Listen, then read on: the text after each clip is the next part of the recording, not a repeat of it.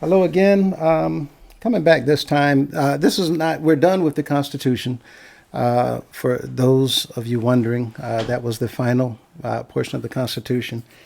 That said, I'm coming back to go over something that I brought up in a previous video. I said that I was going to share. I was reminded of the fact that I had not yet shared that. And that is some emails that I'd mentioned in one of the videos that I was in with my wife. This video is pertaining to corruption at the top of an organization that I'm a part of, the United House of Prayer for All People. And in regards to that corruption within the leadership of our organization, I stated in one of our previous videos that I had told my district chairman at the time, after he had stated that he was told by our leader at the time to make his way to the house of prayer, the congregation that I happened to have been the pastor of. I shared with him at that time my own order to not come to that city that I was in, San Antonio, Texas. Do not make your way there.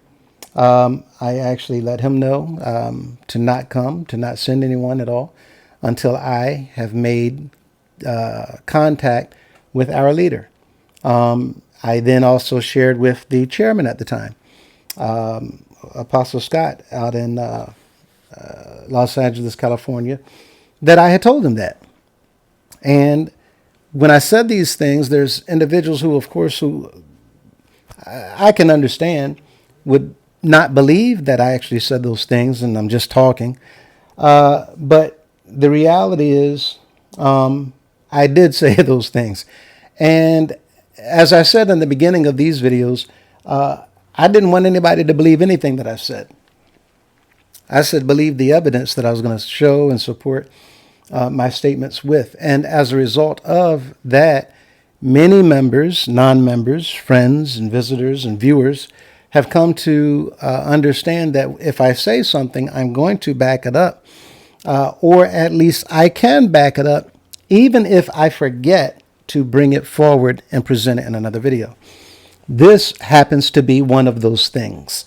If there's something that I cannot support with evidence, then I'm going to simply state when I'm saying it that this is not something that I have evidence to support, such as my claim that our financial reports are not always factual with monetary evidence on hand, meaning whenever reports are given, who's on top in our what we call convocation program, those listed at the top were not always put at the top because of the amount of finance that they had raised that year.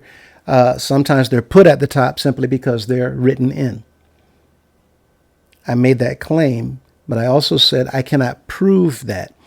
It was something that was confirmed to me when I spoke to someone who had the authority as well as the knowledge to be able to confirm that suspicion of mine. So I brought it that way to the video. It was a suspicion. I shared that it was confirmed by someone, though I cannot present the evidence, and I still can't tell you who it was that shared this information with me, though they not only had put their hands on that and many, many, many, many other items for a very, very, very long time, and they still can put their hands on certain items. But this person verified what they saw with their own eyes, and they know that that information is true. A lot of times names are called out on top who's not on top at all. And I stated that there's no way that we would ever know anyway, because no one gets to verify the information that a bishop reads out. It's simply put out that if I say it, you accept it. Trust me, it's true. No verification of anything. So anyway, let me say before I read these emails that this is not the only individual that's like this. I'm about to read something that I've postponed and put off for many, many years, and I never wanted to go this route. I didn't want to go this route at all about anything. I came to our leaders one-on-one for many years. I would come to them on the side. Some I called, some I approached face to face, only to be either ignored or simply lied on. When it was discovered that my intent was to bring things forward, individuals would lie on me to certain other individuals, and then they would go out into the open or to the front and lie on me to the organization, including bishops. With that in mind, there's a email that I could read. It's about 19 pages long that goes into my full story. I'm not going to go there into that email. There's a second email that actually had about 14 pages where I just went in and laid people out.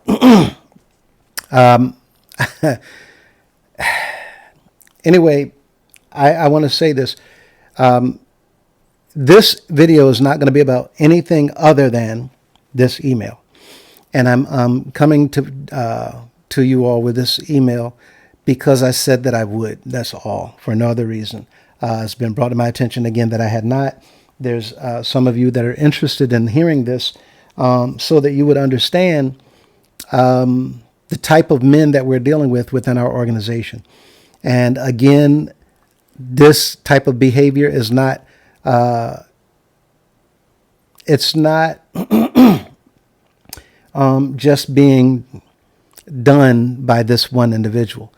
It's these types of tactics that are being practiced and carried out by many of our councilmen, especially those at the top, the judges, the assistant judges, the governing attorneys, individuals that are in the top of these men on the general council. They will lie on you, to you, behind your back, at the drop of a hat. And again, I wanted to present this because there's individuals who felt that I was not telling the truth. So here they are. Let me do this way. I don't want to go too far.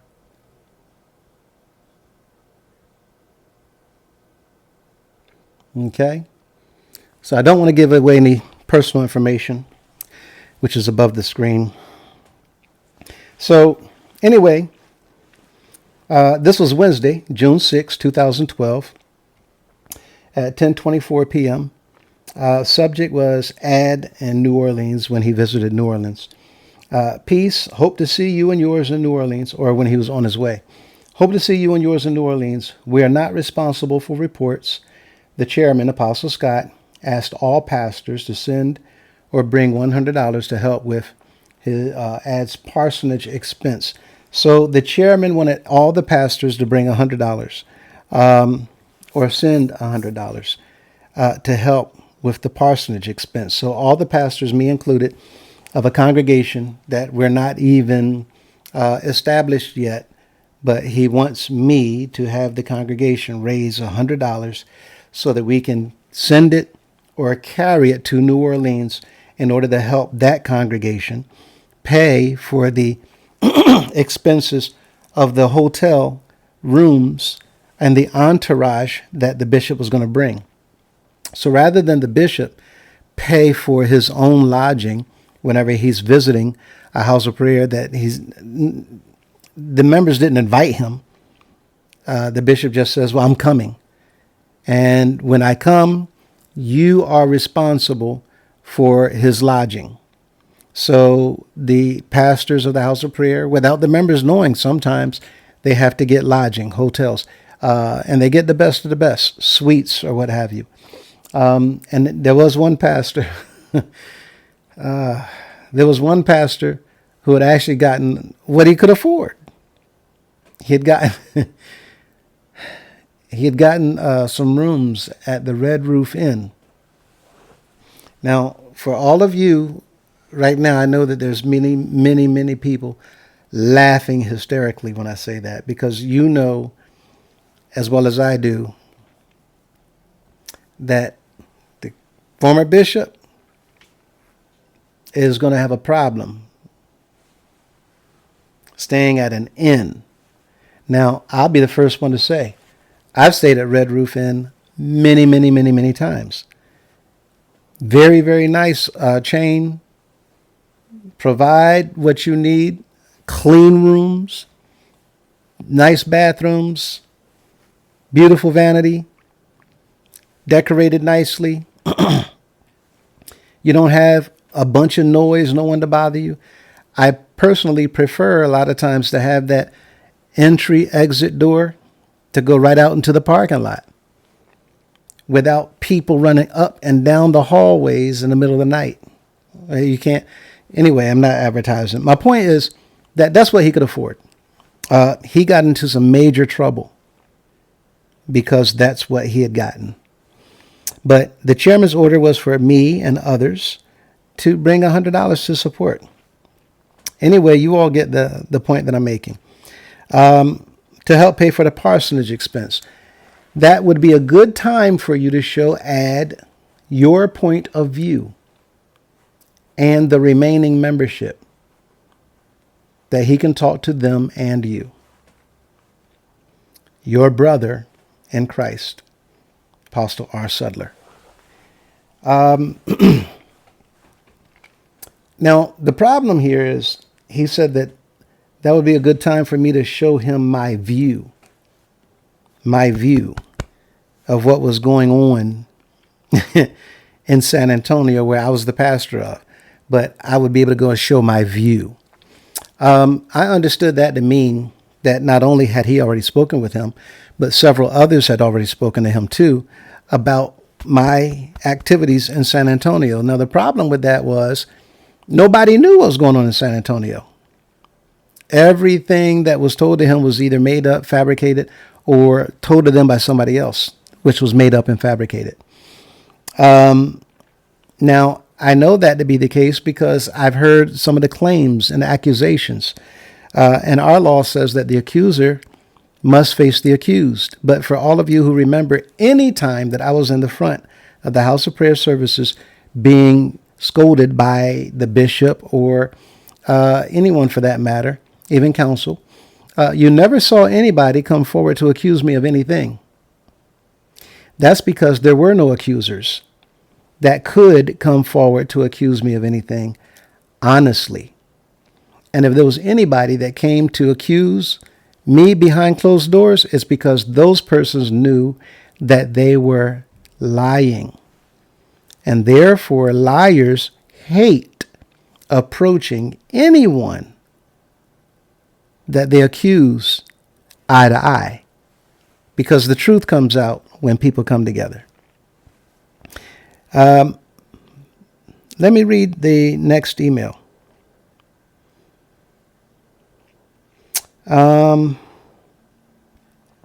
Once again, let me show you.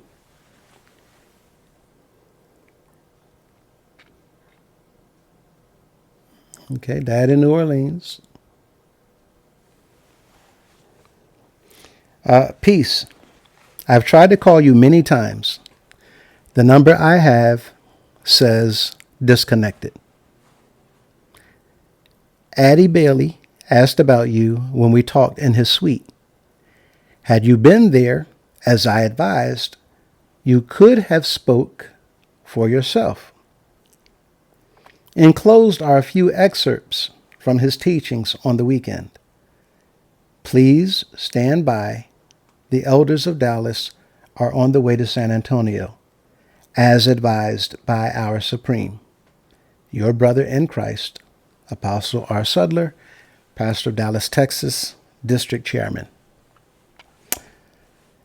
There's a recording of him in New Orleans. I'm not going to play that at this time. I haven't even listened to it yet, to be honest. That's how angry I've been about the fact that men were lying to me the whole time. And much of what our bishop either had to say or was saying, it was just, I was so angry about the untruths that were being told by the bishop that I didn't want to hear any of it. And so I didn't listen to it. And at that time, I shared with the general counsel that I had nothing. I didn't want to hear nothing, because I knew at that time that people had been lying. So here's my response. Okay. And I'm just going to read as I wrote it. Subject, my response regarding ad in New Orleans. Apostle Sudler, do not make arrangements to come to San Antonio. I need to contact ad to make him aware of a few things first. After doing so, I will notify you to confirm whether you or the elders coming here is still ad's advisement. As far as my phone number is concerned, it is the same and never had a disconnection. That was 2012. I still have the same number. For anyone who knows, I have a San Antonio phone number. It's still the same. You've sent several texts and left a few voice messages. I don't know why you would say you've tried to call many times, but a message says disconnected. This is why I say these men will lie in a heartbeat to cover themselves or to present a false narrative about who it is that they're trying to set up. And this obviously was another lie. When it comes to speaking for myself, I can do that myself. I do not need others, including you, to do that for me. How even can you speak for me when you have no idea what is going on with or concerning me or my work? The best you can do is say that you don't know when asked about me. Then and only then will the truth have been told. I have allowed a few to speak for me in the past only to find out that they, you included, did not mean me good, but instead acted to give a false, misleading, or negative impression of my character, my intent, or my actions. You seem as if you really wanted me to be in New Orleans for this purpose. Well, the fact is, with all that I need to do and catch up on here, I simply couldn't make it. Besides, if you were all that concerned with ad hearing from me, then you would have assisted me in getting to talk to him while he was in Dallas, not in New Orleans, instead of going out of your way to ask me to allow you to find and pay for a room for me. When Convocation was in Dallas, we were there. I talked about this in a previous video when my secretary at the time came crying on my shoulder, yelling and screaming in front of everyone that the council was setting me up. They had used her to actually lie to the bishop. The district chairman, Apostle Sudler, the state chairman at the time, Apostle Swaringer, had actually given her lies to tell Bishop Bailey. And she was not aware of the fact they were using her. The state chairman used his sister at the time, Regina Walls, in San Antonio to feed these lies to the secretary at the time. The secretary had absolutely nothing to do with this. Her name is Siobhan Harris out of Hampton, Virginia. She had nothing to do with this other than the fact that she herself was set up, misled, and she was used by the chairman's sister-in-law, the chairman himself, and the district chairman. And it was such a intricate way that they used her. She was being taken out to dinners by Sister Walls invited to her home, befriended her, and Sister Harris actually trusted her. She put all her trust in her, and she became very aggravated and angry towards me, not knowing that the things that she was hearing me were complete lies. And I asked her when she broke down on my shoulder, why in the world would you believe what they were telling you? Because they sound so true. They sounded so convincing. Anyway, that's the night that the bishop was in Dallas. But that weekend is what I'm about to speak about, because when we went to Dallas, Apostle Sudler had gotten us a hotel room.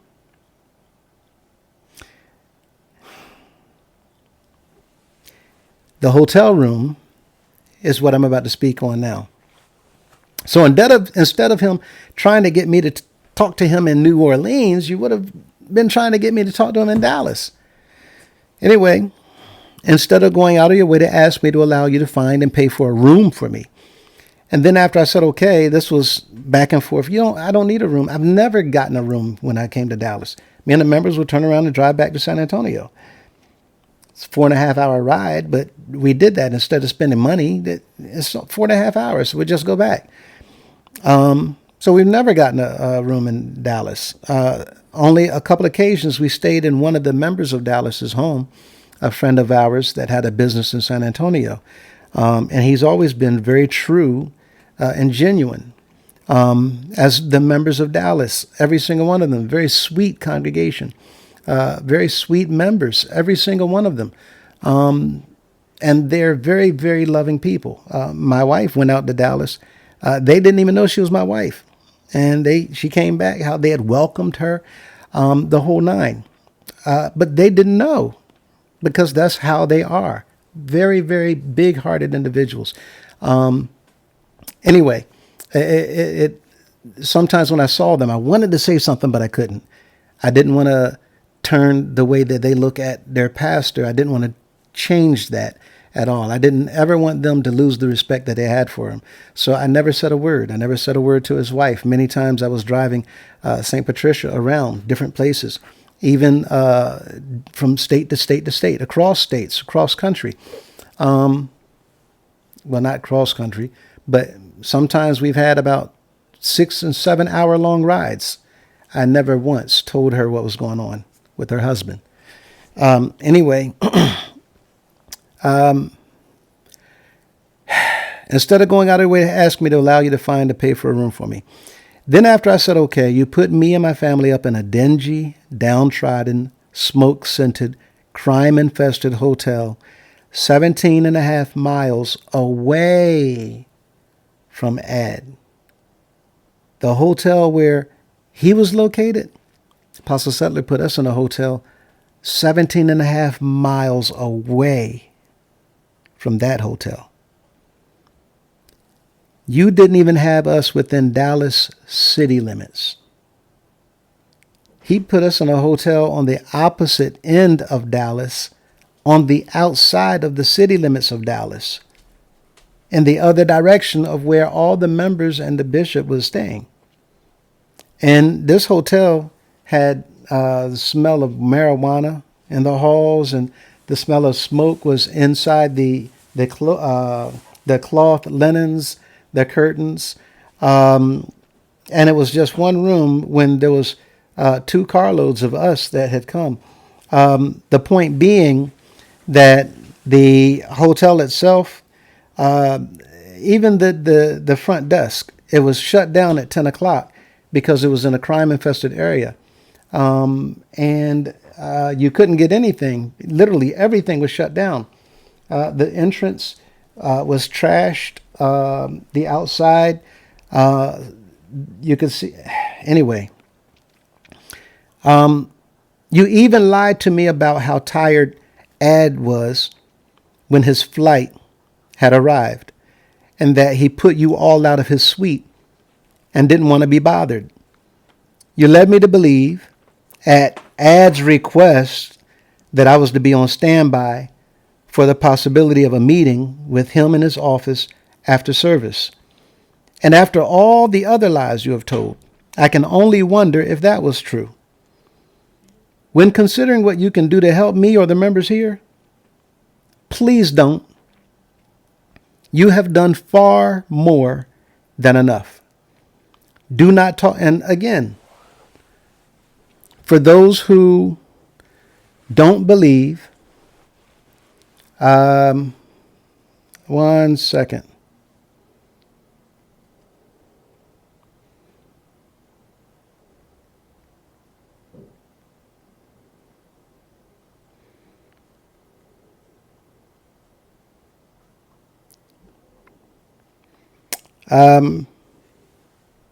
Let me just share so that you all see.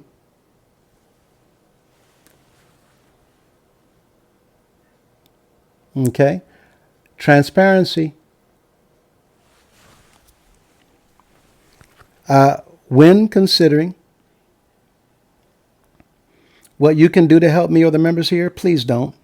You've done far more than enough. Do not talk to Ad, the chairman, or anyone on my behalf unless you truly know and have heard from me how or what I am doing. The members here have gone through enough hurt and pain being caused by longtime members of the House of Prayer, and it is my intent as their pastor to not allow it anymore, at least until Ad removes me from being their pastor.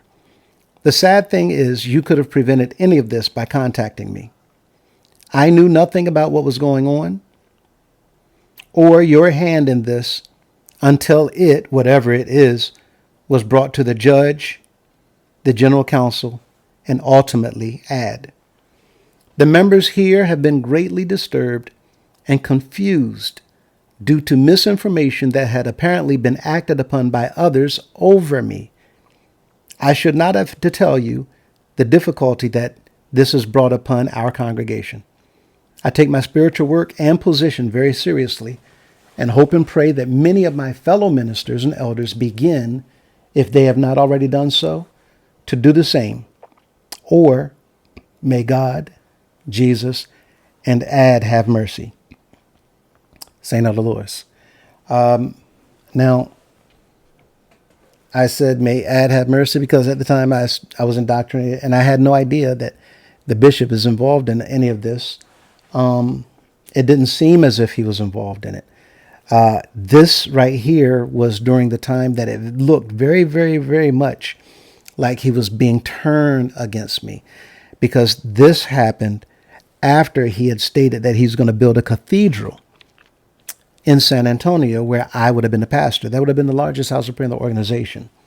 So if he's saying things like that and I'm traveling around and he's giving me standing ovations, then it's obvious to me that there's jealousy amongst the general counsel. So I believe that the general counsel turned his feelings toward me against me, because there was a lot of times when he was saying a lot of favorable things toward me.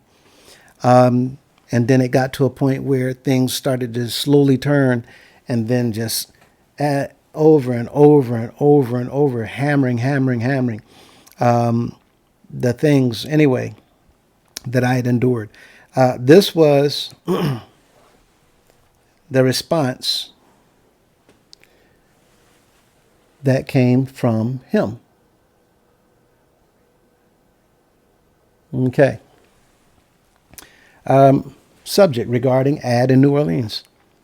Praise the Lord and thank you for responding. I will forward your letter to me to Ad, that he too will know what a liar I am and how you are feeling about the work there. At least these are your own words and no one speaking for you.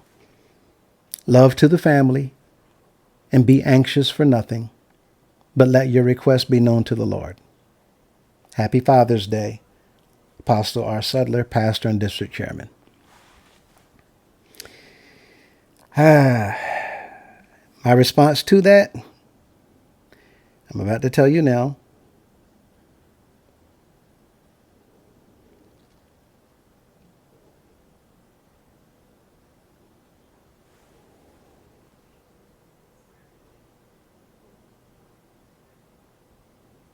Um,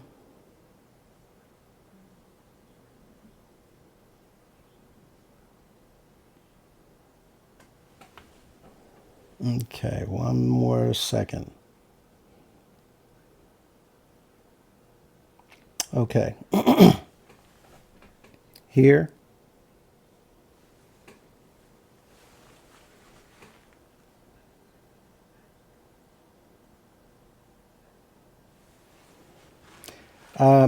Sent Sunday, June 17th, 2012 at 10:33 a.m. Subject regarding ad in New Orleans. Apostle Sudler, I was truly hoping that you would respond differently. I really, truly was. I felt but hoped I was wrong, that after all that I have witnessed and endured from you, that you would do something like you just suggested you would. I hope that this was not going to be your response. It simply confirms for me what I hoped was not true. That you would be more willing to deny these actions and run to try to cover yourself before I get to add, than to truly apologize to me for these things that you, myself, and the Lord knows are true. I struggled to resist believing what I was seeing. And now you still attempt to twist my words by saying you presume to know how I feel about my work here and that these are my words. Very clever, Apostle. Clever indeed.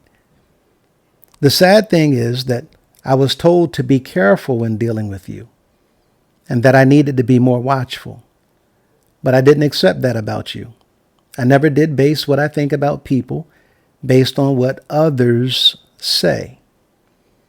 I told you before that I am genuinely real. I live what I preach and teach, and I preach and teach what I live, the Word of God.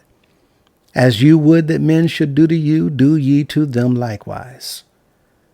Furthermore, I wouldn't have ever believed that you could be the type of person, not that type of person. You asked me to forgive you in one of your recent emails. I had responded. I just haven't sent it to you. I believe I now know why the Lord didn't allow me to send it. You've hurt me in a way that you may not possibly know. But thank you for the lesson that I so desperately needed, to be more watchful. I have learned, believe me when I tell you, I have finally learned. By the way, you don't have to worry about forwarding my email to Ad. I've already included a copy with my letter. That way, Ad will know our past conversations and how/why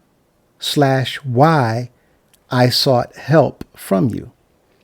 But he will also be able to see as to whether or not I am mistaken in my current view of you as one that I should continue to receive counsel from. Anyway, I hope you have a happy Father's Day as well. Leonardo Lewis.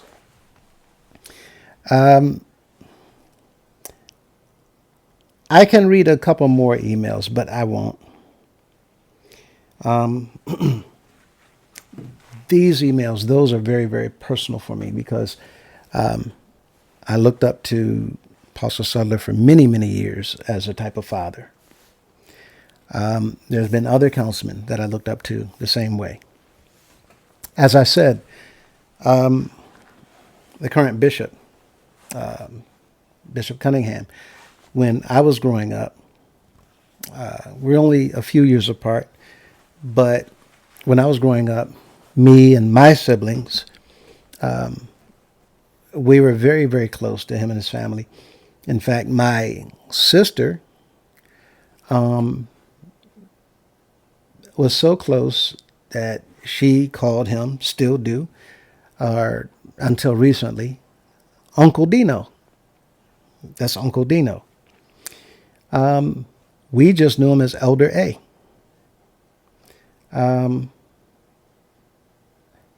And Brother Elder E. Many of the men looking up to Ladisol, Apostle Ladisol, we had a great respect for, had. Barksdale, Apostle Barksdale, had great respect for. That was completely destroyed when I saw the type of men that they are. I now know without a shadow of a doubt, the sooner that these men are removed, the better for the entire organization. I've come to a point where my views of every one of them, including the bishop, if I were to share with you all everything, you would be doing everything in your power to get every one of them out yesterday, including the bishop. Right now, there's some things that might be surfacing regarding. I just wanted to cover the emails. With that said, we're going to be going forward now. The Constitution is done. We're going to be covering some other emails, responses to them, some of the comments, and then the 501c3. I still need to show the house of prayer from a scriptural perspective, but there's a warning that's coming as well that I was given this morning. So I will be coming after this to share that warning. It may not be till later tonight. I don't want any distractions. And right now my children are out. But that warning will be following. And I think that I'll get started with the emails in the next video. So we're going to start with one that is a dream, a very, very detailed dream that someone sent in to me. But at any rate, thank you for your time. That is the listing of some of the emails where I said that I do not come here. I followed that email also with phone calls to the chairman. And I was adamant about nobody's coming to San Antonio until I talked to the bishop. I had tried to call him and try to have a meeting with him for 2 years straight. For 2 years, I could not get a meeting. I could not get nothing. So when I heard that he was on his way, nobody's coming here, including Apostle Cunningham. Any of the judges. I told my chairman, make sure everybody know, including him, nobody's coming here until I talk to the bishop.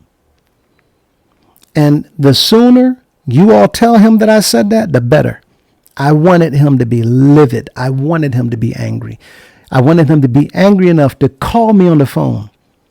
Since I tried to get in touch with him for 2 years straight, I did not care what anybody said. Nobody's coming there until I talk to him.